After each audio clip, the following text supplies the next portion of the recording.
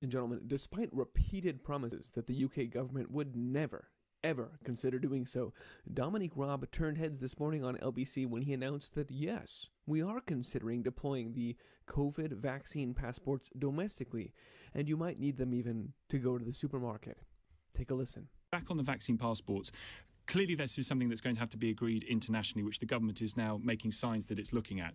What's, though, to stop a company in this country demanding that in order to enter a restaurant or in order to go into a pub in the future, that someone produce a document saying that they've got a vaccine, a domestic vaccine passport where you have to show a bit of paper to go into a supermarket or something like that?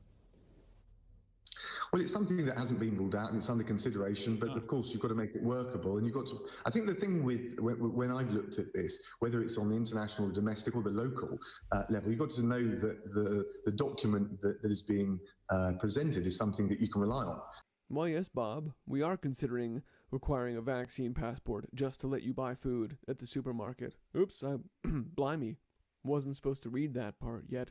And indeed, Dominic Raab's aides scrambled to clarify that Mr. Raab had been responding to a hypothetical question, you see, and while vaccine passports are being looked at for international travel, which was also never supposed to happen, they're certainly not being considered domestically. No, that's not supposed to happen till April, you see. Yes, this was being covered by the Daily Mail and several other publications, but while it is new to actually hear it straight from a government employee, yeah, the gloves are coming off as the masks have gone on. But it's no surprise to viewers of this channel, the Ice Age Farmer broadcast.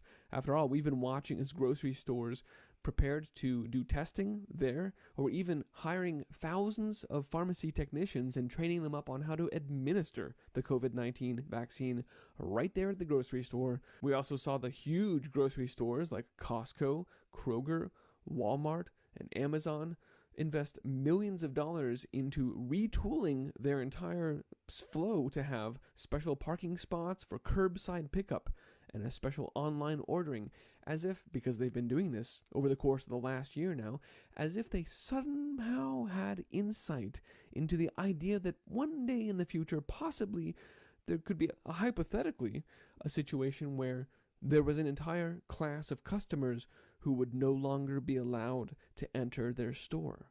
And now we see that that's exactly what's happening. We also knew that this was going to happen because these talking points went out from the Rockefeller Foundation themselves in their COVID-19 National Testing and Tracing Action Plan, which called out grocery stores, just like farms and other parts of the food supply chain, as dirty and dangerous, and basically said that grocery store employees should receive a pay bonus for working there on the front lines of the pandemic, something which, under the new Biden-Harris administration, has just been implemented. All of a sudden now, grocers are being offering a premium. They're offering $4 extra hazard pay as a pandemic pay for those frontline workers on the first responders to the pandemic. Again, just pushing the propaganda, the idea that it's so dirty and dangerous there around all that food and all those people that you shouldn't even be going to the store. We saw these articles, why you should probably stop going to the grocery store,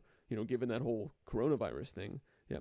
So we've been covering this theme about major changes to food retail because that's got to happen as this food shortage situation gets worse and worse.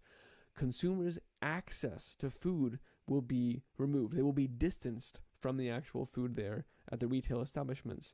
The selection will shrink, and of course the prices will jump up ridiculously. You can look for all of these things to happen in the very near future. We're going to leave it there right now because we've talked a lot about this, but I just wanted to really drive home that now even the government officials are telling you, yeah, you're going to need to get that vaccine if you even want to come shop for food at this point. And the bottom line, ladies and gentlemen, is where do you draw the line? How much of this will you accept? Will you stop this now? Or will you wait until it is literally, you don't take the vaccine, you don't get to eat? Because we're looking at that real soon now. You can find this report and all my reports, like this previous one, End of the Grocery Store, Major Changes in Food Retail Are Coming and Why, which was a month ago exactly, January 14th, on iceagefarmer.com.